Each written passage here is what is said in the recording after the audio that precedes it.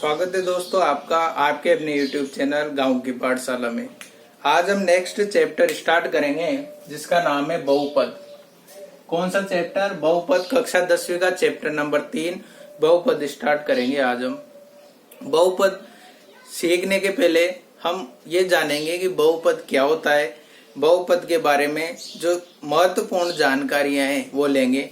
तो देखिए बहुपद होता क्या है। जैसे नाम से स्पष्ट है इसका बहुपद।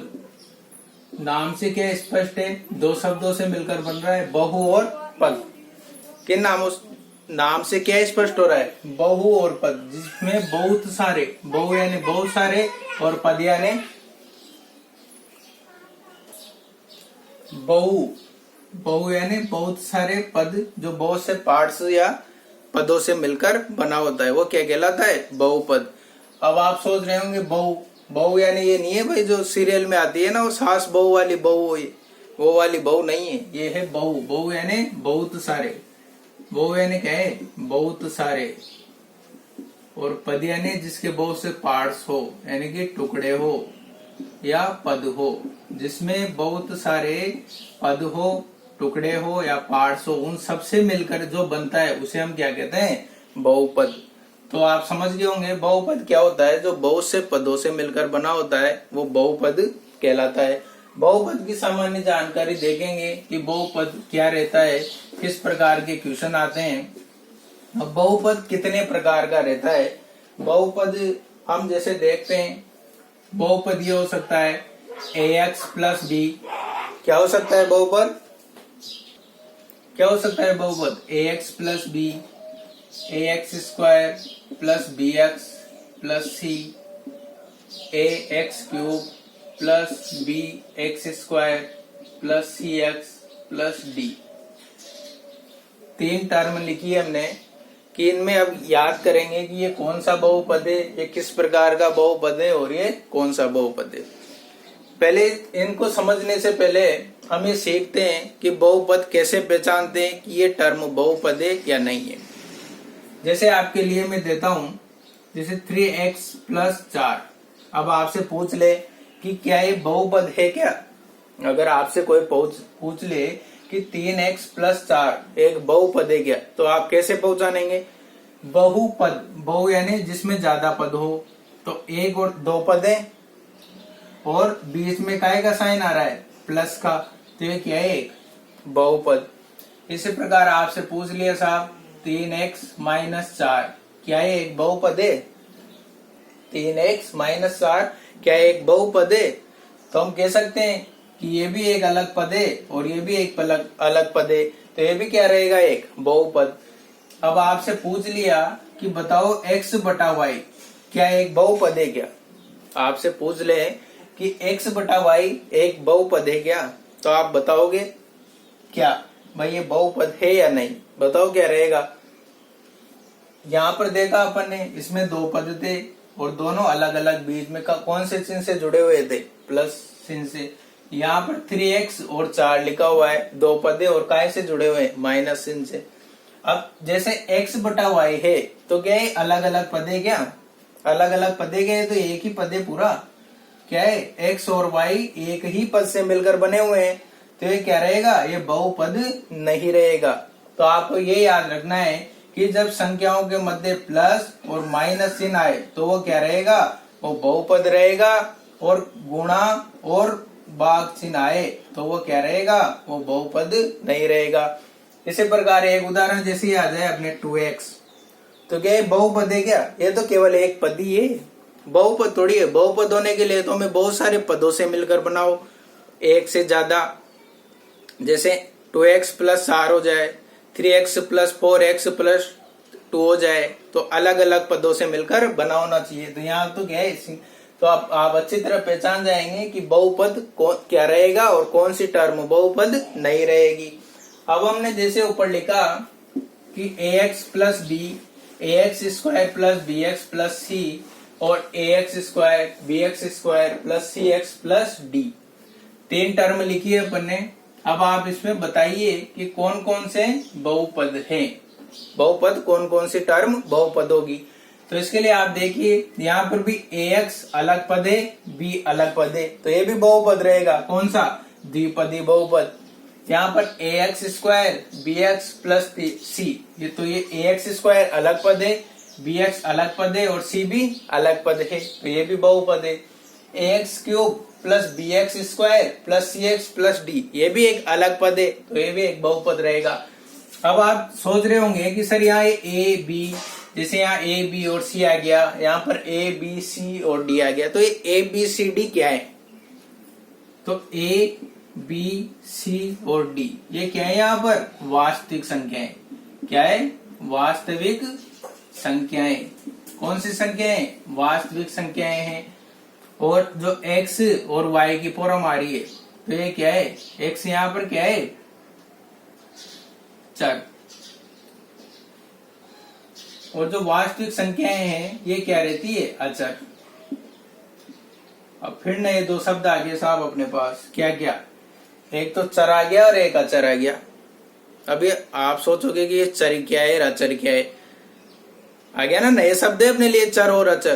तो चर और अचर को समझने के लिए हम देखेंगे गणितीय भाषा में चर और अचर क्या है।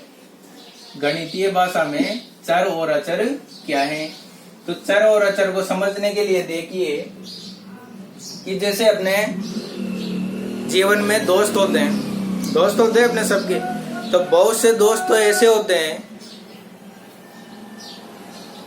क्या बहुत से दोस्त तो ऐसे होते हैं जो शुरू से लेकर अंत तक अपने साथ ही रहते हैं। किसी भी परिस्थिति आ जाए, कोई सी भी परिस्थिति आ जाए, कोई भी काम हो, वो दोस्त हमेशा अपने साथ ही रहते हैं। तो गणितीय भाषा में जो दोस्त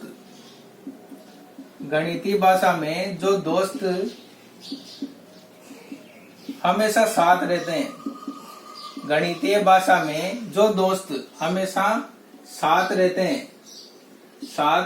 हैं, उन्हें तो क्या कहते हैं? अचर, यानी कि चेंज नहीं होंगे। अचर क्या रहेगा कि गणितीय भाषा में जो दोस्त हमेशा अपने साथ ही रहते हैं, कोई सी भी परिस्थिति आ जाए, विकट परिस्थिति आ जाए, हंसी हो, खुशी हो, गम हो, कोई सा भी हो, तो वो दोस्त क्या रहते हैं? हमेशा साथ रहते हैं। तो गणितीय भाषा में ऐसे दोस्तों को क्या कहते हैं? अचर। तो अचर का मतलब आपको समझ में आ गया, जिनका मान कभी भी चेंज नहीं होता।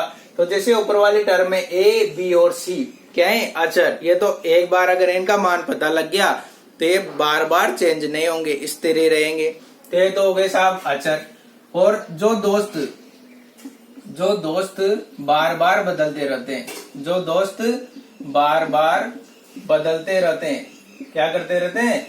जो दोस्त बार बार बदलते रहते हैं, उन्हें क्या कहते हैं? गणितीय भाषा में उन्हें कहते हैं साहब चर।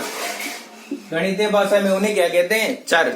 ऐसे दोस्त जो बार बार जैसे आपने काम आ गया, हमने दोस्त से फोन किया, यार वहां चलना है, तो क्या कहेगा? अरे यार मेरे तो यहाँ ये काम है, मैं तो नहीं आ सकता। फिर जब उसके काम पड़ेगा तो वो कहेगा तो फिर अपन भी थोड़ी तैयार होंगे। तो ऐसे गए जो दोस्त बार बार बदलते रहते हैं, मतलब उसके काम रहेगा तो वो आपसे कहेगा कि चल हमारे साथ, और जब हमारे काम रहेगा तो वो साथ नहीं जाएगा। मतलब बार बार बदलता रहता है ना। जैसे अपना जन्मदिन आ गया साहब, हमने पार्टी दी, तो पार्टी में दोस्तों को बुलाया, तो जब हम पार्टी देंगे जब तो आ जाएगा वो, पर जब उसका जन्मदिन आएगा और हम उससे पार्टी मांगेंगे तो वो पार्टी थोड़ी देगा। तो वो क्या है? परिस्थिति के अनुसार बदल रहा है। तो जो परिस्थिति के अनुसार बदलता है बार बार, वो क्या कहलाता है? चर। तो इस वाली टर्म में जैसे ax square bx plus c, तो यहाँ पर जो x का मान है वो परिस्थिति के अनुसार बार बार बदलेगा और उन्हें क्या कहते हैं? चर। तो हम लिख सकते हैं a, b और c तो क्या है? अचर हैं, और जो x की वैल्यूज है वो क्या रहती है? चर। तो हमने सीख लिया कि चर और अचर क्या होते हैं। बहुत आसान तरीके से सिखाया है, आप कभी जिंदगी में भूलोगे नहीं कि चर और अचर क्या होता है। दोस्त से जोड़ ले। रियल लाइफ में जो दोस्त हमेशा एक साथ रहते, एक जैसे रहते हैं, कभी भी चेंज नहीं होते, वो तो कहलाते हैं अचर।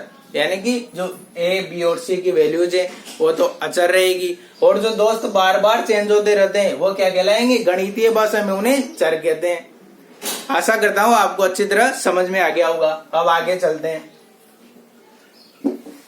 अब जो अपने बोर्ड एग्जाम की दृष्टि से देखें तो इस प्रकार किस प्रकार के क्वेश्चन हमसे पूछे जाते हैं वो सीखेंगे हम। अगर हम इनमें देखें, जैसे एक बहुपद है अपने पास A X square plus B X plus C. क्या है बहुपद, A X square plus B X plus C. अब आपसे ये पूछ ले कि के शून्य ज्ञात कीजिए। क्या करना है, शून्य ज्ञात कीजिए, के शून्य ज्ञात करने हैं। तो शून्य कैसे ज्ञात करेंगे, शून्य ज्ञात करने के लिए शून्य क्या होता है। शून्य ज्ञात करने से पहले हम क्या देखेंगे कि शून्य क्या होता है। अब जैसे हम इसको क्या मान लेते हैं, एफ एक्स बराबर आ गया अपने A X square plus B X plus C. तो एक्स का, एफ एक्स का वह मान, एफ एक्स का वह मान जिसके लिए जो अपने लिए ये द्विघात पद दे रखा है उसका मान शून्य प्राप्त हो जाए, तो वो क्या रहेगा, उसका जिस मान के लिए, जिस मान को रखने से हमें ये प्राप्त हो जाए कि ये शून्य प्राप्त हो रहा है, तो वो क्या रहेगा, शून्य।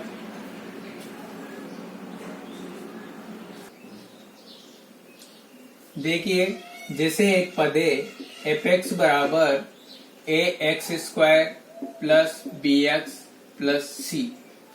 एक बहुपद दे रखा है अपने लिए, द्विघाती बहुपद है, जिसकी अधिकतम घात होती है वो उतनी घात का बहुपद कहलाता है। तो ये क्या है, द्विघाती बहुपद।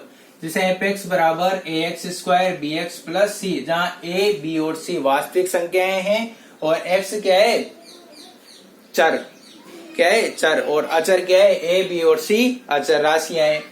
अब हम जैसे इसके शून्य ज्ञात करेंगे तो माना एल्फा बीटा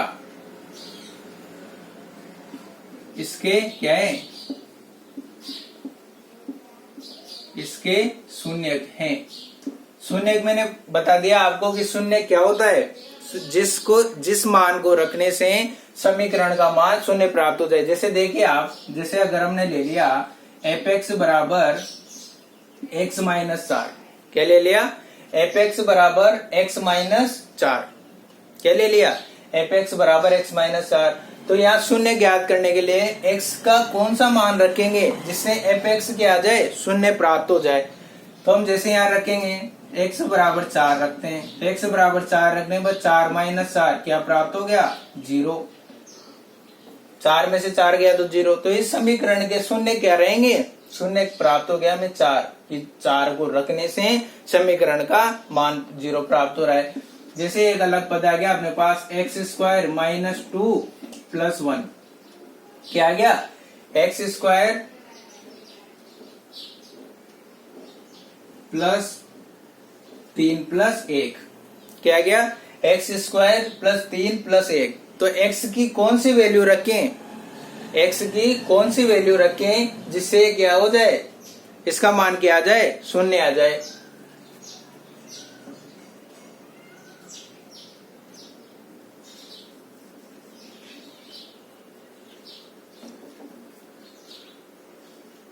जैसे अपन लेते हैं 4x स्क्वायर माइनस 4x, जैसे टर्म लिए अपने 4x स्क्वायर माइनस 4x, ठीक है, प्लस 1। अब आप बताइए कि यहाँ पर x का कौन सा मान रखें जिससे क्या हो जाए, ये शून्य प्राप्त हो जाए। तो हम देखेंगे यहाँ तो अपने एक घाती पद था तो सोच लिया कि ये कैसे ज्ञात करते हैं, 4 आएगा, 4 में से 4 जाते हैं 0। अब जैसे द्विघाती पद आ गया अपने पास, क्या आ गया, द्विघाती पद। खैर पर इसको बाद में समझाऊंगा मैं, अभी पहले हम देखते हैं शून्य। हमने एक पद ले लिया एफ एक्स बराबर A X square plus B X plus C, जहाँ एल्फा और बीटा क्या है, इसके शून्य, तो शून्य का योगफल। तो एल्फा प्लस बीटा क्या प्राप्त होगा, हम लिखेंगे माइनस बी बटा ए, माइनस बी बटा ए मतलब क्या रहेगा, इसको अलग भाषा में लिखे तो माइनस एक्स का गुणांक, माइनस एक्स का गुणांक बटा एक्स स्क्वायर का गुणांक। ठीक है, शून्यांकों का योगफल, शून्यांकों का योगफल क्या रहेगा, माइनस बी अपॉन ए। माइनस बी अपॉन ए का मतलब माइनस एक्स का गुणांक बटा एक्स स्क्वायर का गुणांक। अब जैसे शून्यांकों का गुणनफल ज्ञात करना है, तो शून्यांकों का गुणनफल के लिए हम क्या लिखेंगे, सी बटा ए। सी बटा ए क्या है, अचर पद बटा एक्स स्क्वायर का गुणांक, अचर पद बटा एक्स स्क्वायर का गुणांक। तो हम किसी भी संख्या का अगर शून्यांक ज्ञात करेंगे, तो शून्यांक ज्ञात करने के लिए हम कैसे लिख सकते हैं, शून्यांकों का योगफल। शून्यांकों का योगफल क्या रहेगा, माइनस बी अपॉन ए। माइनस बी अपॉन ए का मतलब एक्स का गुणांक बटा एक्स स्क्वायर का गुणांक। आपके 10th बोर्ड में केवल द्विघातीय बहुपदीय, द्विघातीय भी होता है, त्रिघातीय भी होता है, सबके लिए अलग अलग मान रहता है कि बहुपद होगा। अगर त्रिघातीय रहेगा तो फिर इसके मान अलग प्राप्त होगा, द्विघातीय के लिए अलग प्राप्त होता है। आपके कोर्स में केवल द्विघातीय बहुपद है, तो द्विघातीय बहुपद में एल्फा प्लस बीटा बराबर रहेगा माइनस, शून्यांकों का योगफल रहेगा माइनस बी अपॉन ए, एक्स का गुणांक बटा एक्स स्क्वायर का गुणांक। ये याद करना है आपको कि जो योगफल रहता है शून्यांकों का वो क्या रहता है, और जो शून्यांकों का गुणनफल रहता है वो क्या रहता है। अगर एल्फा और बीटा शून्यांक हैं तो उसके गुणनफल किस प्रकार रहेंगे, तो आपको ये याद करना है। अब मैं एक क्वेश्चन लेता हूँ, क्वेश्चन से आपको समझाता हूँ कि किस प्रकार से इसके शून्यक ज्ञात करते हैं। आइए देखिए, नोट कीजिए आप पहले इसको।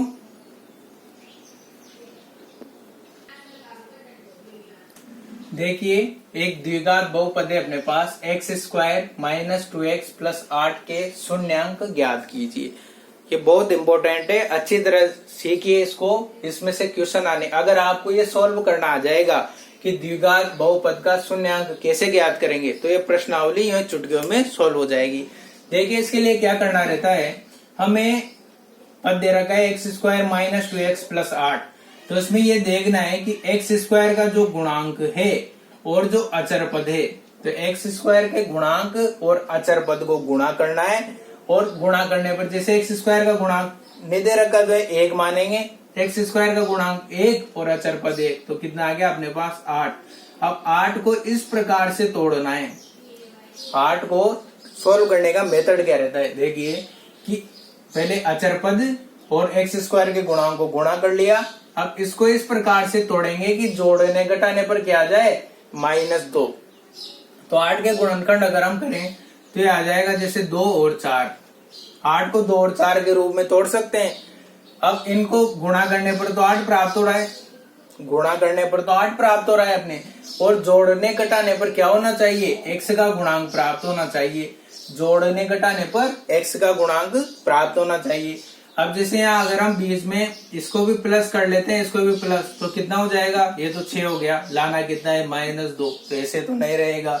अगर 2 को माइनस कर लेते हैं और इसको प्लस को 4 कर लेते हैं, तो ये भी कितना रहेगा, 2 तो आ गया, पर हमें तो क्या लाना है, -2, तो ये भी गुणनखंड नहीं होंगे इसके। अब क्या करेंगे, जैसे 2 को तो प्लस ले लिया और 4 को क्या लिया, माइनस। अब बड़ी वाली संख्या का जो चिन्ह वही आएगा, तो क्या हो गया, -2। हमें लाना क्या है, -2 ही लाना है, तो ये वाले इसके गुणनखंड रहेंगे। अब इसको क्या करना है, x के रूप में लिखना है। यहां तक समझ में आ गया होगा। क्या करना है, अचर पद और एक्स स्क्वायर के गुणांक को गुणा करना है। उसके बाद उसको इस प्रकार तोड़ना है कि जोड़ने घटाने पर x का गुणांक प्राप्त हो जाए।